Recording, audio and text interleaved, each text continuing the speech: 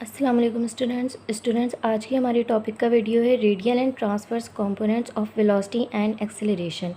इस वीडियो में हम इस टॉपिक की कंप्लीट डेरिवेशन करेंगे और इसमें जो इम्पोर्टेंट टर्म्स यूज़ हो रही हैं हम उसकी मीनिंग भी समझेंगे। तो सबसे पहले इस डेरिवेशन को करने के लिए हमें एक सिंपल सी डायग्राम को समझना पड़ेगा। ये हमारे पास एक्स और वाई एक्सिस है। एक्स और वाई एक्सिस में हमारे पास एक कर्व मौजूद है और उस कर्व पे एक पार्टिकल है जिसके पोलर कोऑर्डिनेट्स आर और थीटा हैं। वो पार्टिकल इस कर्व पे मूव कर रहा है।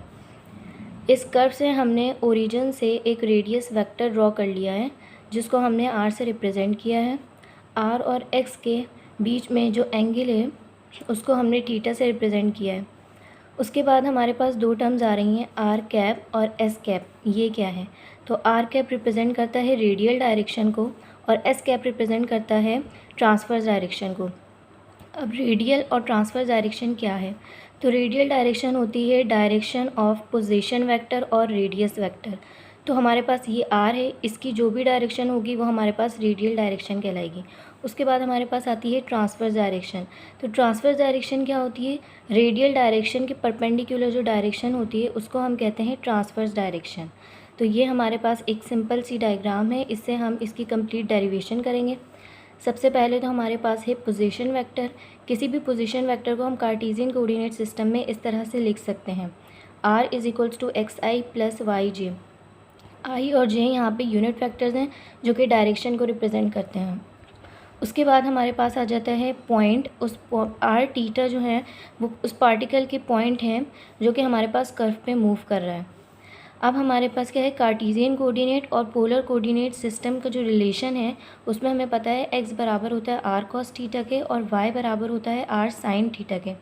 सिंपली हमने इस इक्वेशन नंबर 1 में x is equals to r cos theta और y is equals to r sine theta की वैल्यू सब्स्टिट्यूट करनी है। सबसे पहले तो हमने ये इस r को एज इट इज़ यहाँ पे उतार लिया। x की जगह हमने आर कॉस थीटा लिखा और i वेक्टर हमने सेम एज इट इज़ लिख लिया। फिर हमने प्लस की साइन लगाई, हमने y की जगह आर साइन थीटा लिखा और unit vector of j as it is लिखा। इसको हमने इक्वेशन नंबर 2 कंसीडर कर लिया। अब हमने क्या करना है, अब हमने r vector, unit vector of r और unit vector of s find out करना है। हमें पता है यूनिट वेक्टर ऑफ r क्या है, ये है unit vector in radial direction. Means that ये रेडियल डायरेक्शन में जो यूनिट वेक्टर है वो है हमारे पास r और ट्रांसफर्स डायरेक्शन में जो यूनिट वेक्टर है वो है हमारे पास s। हमें ये दोनों टर्म्स मालूम करनी है। तो सबसे पहले हमने कह दिया if R be the unit vector in radial direction. किसी भी वेक्टर को लिखने का एक स्टैंडर्ड तरीका है, आर वेक्टर बराबर होता है mod of vector and multiply by unit vector.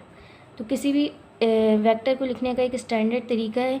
इससे हमने क्या किया, आर वेक्टर की वैल्यू मालूम कर ली। आर वेक्टर बराबर हो गया r multiply by unit vector of r. हमने क्या करना है, जो इक्वेशन 2 हमने ये कहाँ कंसीडर की थी, यहाँ पे हमने इस आर की वैल्यू ये सब्स्टिट्यूट करनी है। तो हमने इक्वेशन 2 में सब्स्टिट्यूट कर दी आर वेक्टर की जगह mod of r multiply by unit vector of r. यहाँ से हमने आर कॉमन ले लिया और हमारे पास अंदर आ गया cos theta I plus sine theta जे। इस आर से ये आर कैंसिल हो जाएगा और हमारे पास यूनिट वेक्टर ऑफ आर जो कि रेडियल डायरेक्शन में है उसकी इक्वेशन हमारे पास आ जाएगी cos theta I plus sine theta जे। इसको हम इक्वेशन नंबर 3 कंसीडर कर लेंगे। अच्छा, यहाँ पे देखें यूनिट वेक्टर आर का हमारे पास एंगल सिर्फ थीटा है। यहाँ पर रेडियल डायरेक्शन में और एक्स एक्सिस के दरमियान सिर्फ एक एंगल बन रहा था, वो था थीटा। लेकिन ट्रांसफर डायरेक्शन में हमारे पास थीटा प्लस पाई बाय 2 होगा क्योंकि यहाँ पे एंगल चेंज हो रहा है जैसे जैसे पार्टिकल मूव कर रहा है। जैसे हमने आर यूनिट वेक्टर की वैल्यू निकाली बिल्कुल इसी तरह से हम एस यूनिट वेक्टर की भी वैल्यू निकालेंगे जो कि ट्रांसफर डायरेक्शन में है। सेम हमने वही रखना है, एस यूनिट वेक्टर बराबर हो जाएगा cos theta plus pi by 2 I plus sine theta plus pi by 2 जे। जैसे मैंने आपको पिछले बताया यहाँ पे दो एंगल्स हैं, हमने उन दोनों एंगल्स को ऐड कर लिया। अब यहाँ पे हमने फार्मूला अप्लाई करना है cos theta plus pi by 2 का और sine theta plus pi by 2 का। उस फार्मूले से हमने इन दोनों को एक्सपेंड कर लिया है। कॉस पाई बाय 2 हमारे पास 0 होता है तो ये पूरी टर्म हमारे पास 0 हो जाएगी। साइन पाई बाय 2 हमारे पास 1 होता है तो यहाँ से हमारे पास माइनस साइन थीटा बाकी रह जाएगा। आई हमने एज इट इज़ रखा, यहाँ पे कॉस पाई बाय 2 दोबारा से 0 हो जाएगा और यहाँ पे साइन पाई बाय 2 1 होगा। हमारे पास एस यूनिट वेक्टर की वैल्यू आ जाएगी minus sine theta I plus cos theta जे। इसको हमने क्वेश्चन नंबर 4 कंसीडर करना है। उसके बाद हमें क्या करना है, उसके बाद हमें मालूम करना है differential of unit vector with respect to t. Means that हमने यहाँ पे जो दो इक्वेशंस निकाली हैं, एक ये वाली आर यूनिट वेक्टर की और दूसरी एस वाली, उन दोनों को हमें डिफरेंशिएट करना है विद रिस्पेक्ट टू टी। सबसे पहले हमने इक्वेशन नंबर 3 को डिफरेंशिएट करना है विद रिस्पेक्ट टू टी। यहाँ पे हमारे पास आर यूनिट वेक्टर है, ये सेम ही रहा, इसको हमने टी के रिस्पेक्ट से डिफरेंशिएट करना है। तो सबसे पहले डिफरेंशिएट करेंगे कॉस थीटा को, तो माइनस साइन थीटा आ जाएगा और D theta over D T हमारे पास डिफरेंशिएशन के प्रोसेस से अगेन आ जाएगा और आई वेक्टर हमने एज इट इज़ रखा। फिर डिफरेंशियल ऑफ साइन थीटा हमारे पास कॉस थीटा होता है और D theta over D T and unit vector of G. हमने यहाँ से D theta over D T को कॉमन ले लिया, तो अंदर हमारे पास रह जाएगा minus sine theta I plus cos theta J, और यहाँ से हमने D theta over D T common ले लिया। D theta over D T बराबर होता है थीटा डॉट के, यहाँ पे मैंने लिखा हुआ है थीटा डॉट। थीटा डॉट क्या होता है, डॉट हमारे पास रिप्रेजेंट करता है किसी भी कंपोनेंट की डिफरेंशिएशन को with respect to t. For example अगर मेरे पास यहाँ पे d y over D t है तो मैं उसको वाई डॉट लिख सकती हूँ। डॉट रिप्रेजेंट करता है किसी भी कंपोनेंट के ऊपर डॉट होगा, इसका मतलब है कि हमने उसको डिफरेंशिएट किया है विद रिस्पेक्ट टू टी।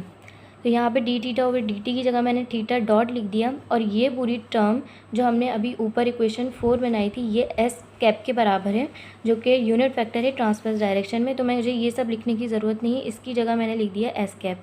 इसको मैं इक्वेशन नंबर 5 कंसीडर कर लूँगी। ये मेरे पास हो गया D R over D T theta dot S.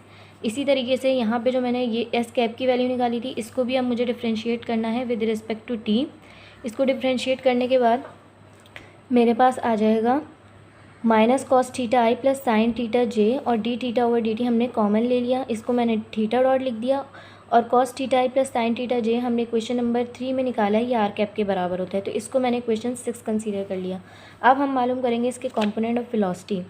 तो हमारे पास जो है वेलोसिटी की एक सिंपल डेफिनेशन है, rate of change of position vector is called velocity.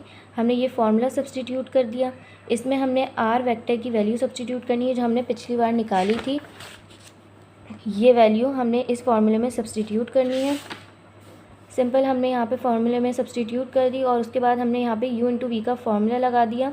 इससे हमारे पास एक वैल्यू आ गई, d are over D t की जगह हमने आर डॉट लिख दिया और r cap as it is लिख दिया। फिर हमने आर लिखा और d are over D t की वैल्यू जो हमने निकाली थी यहाँ पे थीटा डॉट एस, वो हमने यहाँ पे सब्सटीट्यूट कर दी। अब हमारे पास क्या, आर कैप हमें पता है रेडियल डायरेक्शन होती है और एस कैप हमें पता है कि ट्रांसवर्स डायरेक्शन होती है। तो वेलोसिटी की जो हमारे पास रेडियल कंपोनेंट आ जाएगा वो आ जाएगा आर डॉट, और इसके बाद जो हमारे पास ट्रांसवर्स कंपोनेंट आ जाएगा वो आ जाएगा आर थीटा डॉट। तो हमारे पास रेडियल कंपोनेंट ऑफ वेलोसिटी और ट्रांसवर्स कंपोनेंट ऑफ वेलोसिटी हमने फाइंड आउट कर ली हैं। अब हम मालूम करेंगे radial component of acceleration and transverse component of acceleration. Acceleration की डेफिनेशन से हमें मालूम है कि rate of change of velocity बराबर होता है एक्सेलरेशन के। जैसे हमने पिछली बार वेलोसिटी वेक्टर की इक्वेशन निकाली थी, यहाँ पे ये वाली, ये हमने सब्सटीट्यूट करनी है एक्सेलरेशन के फॉर्मूले में। यहाँ पे हमने ये सब्सटीट्यूट कर दिए। उसके बाद हमने इस पे डिफरेंशिएट करना है with respect to t. Differentiation का सिंपल फार्मूला है, हमने इन दोनों पे यू इंटू वी का फार्मूला लगाना है और इस पर भी हमने यू इंटू वी का फार्मूला लगाना है।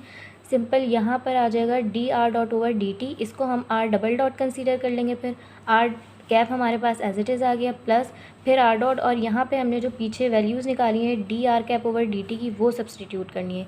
फिर plus are theta dot d s over D t की वैल्यू भी हमने पीछे निकाली है, वो यहाँ पे सब्सटीट्यूट कर देंगे। फिर आर एस कैप और D theta over D T, यहाँ पे D theta over D T बन जाएगा theta double dot, plus D are over D T हमारे पास हो जाएगा आर डॉट और theta dot S cap as it is आ गया। अब यहाँ से हमने क्या किया, हमने रेडियल डायरेक्शन के वेक्टर को, यूनिट वेक्टर को, और ट्रांसवर्स डायरेक्शन के यूनिट वेक्टर को हमने सेपरेट कर लिया, ऐड कर लिया। तो यूनिट वेक्टर जो रेडियल डायरेक्शन में आया उसका हमारे पास कंपोनेंट आया r double dot minus r theta dot square, और एस कैप का हमारे पास जो कंपोनेंट आया है रेडियल कंपोनेंट ऑफ एक्सेलरेशन, वो आया है हमारे पास R dot theta dot plus are theta double dot plus R dot theta dot. तो हमने इन दोनों का ऐड कर लिया, हमारे पास हो जाएगा 2r डॉट थीटा डॉट। हमें पता है आर कैप रिप्रेजेंट करता है यूनिट वेक्टर इन रेडियल डायरेक्शन और एस कैप रिप्रेजेंट करता है यूनिट वेक्टर इन ट्रांसवर्स डायरेक्शन। तो हमारे पास एक्सेलरेशन के कंपोनेंट्स आ गए हैं। ये कंपोनेंट एक्सेलरेशन का है हमारे पास रेडियल डायरेक्शन के लिए, और ये कंपोनेंट हमारे पास है ट्रांसवर्स डायरेक्शन के लिए। तो रेडियल कंपोनेंट ऑफ एक्सेलरेशन हमारे पास हो जाएगा r theta double dot minus r theta dot square, और ट्रांसवर्स कंपोनेंट हो जाएगा r theta double dot plus 2r dot theta dot. Next video में हम इस डेरिवेशन के आगे की प्रॉब्लम सॉल्व करेंगे। जब तक के लिए अल्लाह हाफ़िज़।